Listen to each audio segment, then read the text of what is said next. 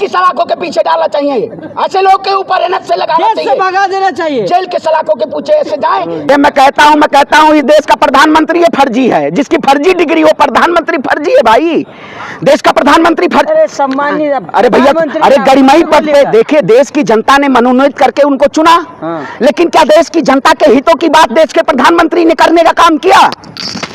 आज आप बताइए, अगर सबका साथ सबका विकास हो रहा है, सबका साथ सबका सत्यानाश हो रहा है। भारतीय जनता पार्टी ने सबका साथ सबका सत्यानाश करने का काम किया है।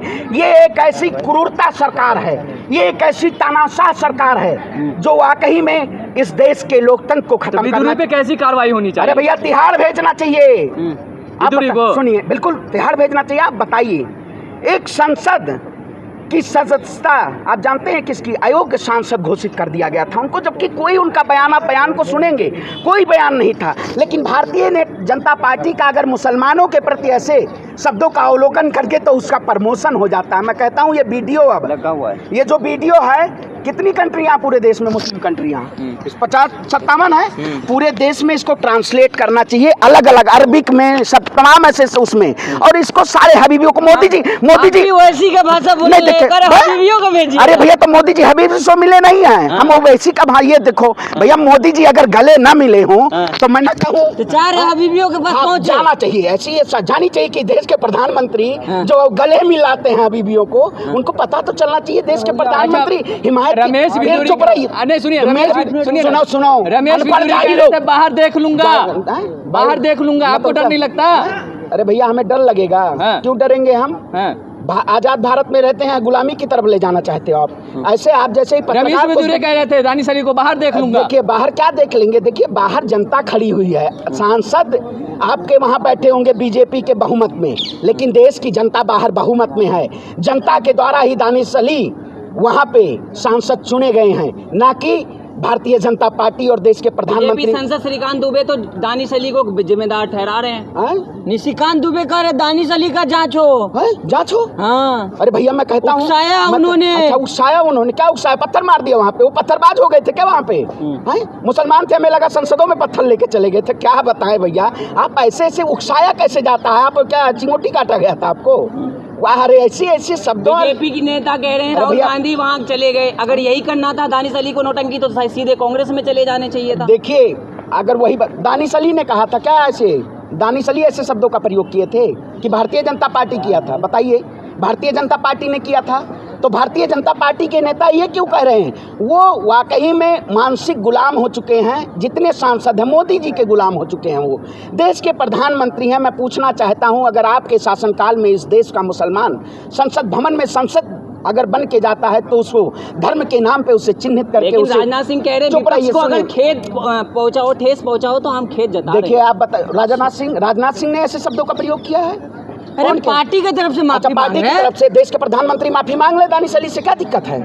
प्रधानमंत्री जी बोल दें कि मैंने इस देश में 2014 के बाद नफरत की आग फैलाई थी, ये नफरत की आग मुझे नहीं पता थी संसद भवन तक पहुंच जाएगी, इसलिए मैं देश के सारे मुसलमानों से माफी मांगता हूं। उन्होंने अगर सिर्फ दानिश अली का नाम लिया होता तो मुझे कोई गुरेज नहीं था। उन्होंने पूरे उस कौम का नाम लिया है कि कल वो हमारे भी कौम का, हमारे भी ने कहा है ना उचित कार्रवाई होगी, आगे से उचित कार्रवाई। अनुराग ठाकुर पे हुई उचित कार्रवाई, ब्रजभूषण शरण सिंह पे हुई उचित कार्रवाई। प्रधानमंत्री मोदी जी तो बड़े बड़े बिल लाते हैं, एक बार ले आइए बिल। संस्कारी पार्टी किस देश में जो नोटिस सुनो, फिर नोटिस मैं आपको नोटिस थमा देता हूँ। आपके ऊपर मुकदमा है, मोदी जी ने मुकदमा कराया है, जाएंगे जेल? जाएंगे जेल? आप तो तुरंत भाग जाएंगे, नहीं जाएंगे जेल। वाकई में इस देश की जनता को मैं कहता हूं, जनता आवाज़ उठाए। इस देश में एक ऐसा कड़ा से कड़ा कानून आना चाहिए कि अगर भी कोई भी किसी के धर्म को टिप्पणी करता है तो उसको तुरंत सुप्रीम कोर्ट के द्वारा सजा सुनाई जाए और एक कानून बनाया जाए कि जो लोग नेता बनने के लिए मुस्लिम समुदाय को ऐसे गालियों से उद्बोधन करते हैं उनको तुरंत जेल की सलाखों के पीछे डाला जाए। ये इसके लिए कानून बनना चाहिए। मैं इसकी मांग करता हूं और देश के संसद में इसकी आवाज उठाई। आखिरी सवाल ये है, मुसलमानों पहला सवाल कौन सा था? मैं पहला सवाल आखिरी सवाल सुन लीजिए। मुसलमानों के खिलाफ जिस तरीके से जहर उगला गया है, आप जब किसी मुसलमान को देखते हैं तो आपके जहन में क्या आता है? देखिए, वही कहते हैं, कुछ लोग दाढ़ी रखा के भाजपाई का गुरे वो करने लगे, भाजपाई का अगर समर्थन करने लगे तो यही लोग हैं। ये वाकई में जाके वहाँ अंधभक्ति करते हैं, इनको चाहिए मलाई। दाढ़ी का अपमान नहीं, दाढ़ी का अपमान नहीं। बिदोड़ी और आप में क्या फर्क रह गया? आप भी तो वही काम कर रहे हैं। देखिए, मैं दाढ़ी वही कहते हैं ना, देश के प्रधानमंत्री ने दाढ़ी नहीं रखी, संगठन के लग रहे हैं। सुनिए, देखिए मैं कहता हूँ अपनी गर्दन कटवा दूंगा भारतीय जनता पार्टी के चरण बंधन। ये श्रवण पांडे कभी नहीं करेगा। अगर आपको करना है तो आप चले जाइए, ठीक है। भारतीय जनता पार्टी की वाहवाही। आप लोग राजनीति कर रहे हैं। सुनिए, राजनीति अंधभक्ति की भी आपकी कोई सीमा है। आप जैसे अंधभक्त अगर रहेंगे, आप क्या है फिर? अगर देखिए, अगर मैं इस तथ्यों का जवाब दे रहा हूं तो कोई होता नहीं है अंधभक्त। भीड़ में आता है, पत्थर मार देता है और कहता है देश का मुसलमान पत्थर मारा है, उसको पत्थरबाज कहा जाता है। वही हाल इनका है। ऐसे नफरती लोग इस देश में हैं। ऐसे लोग क्या करना चाहिए? ऐसे लोग को जेल की सलाखों के पीछे डालना चाहिए।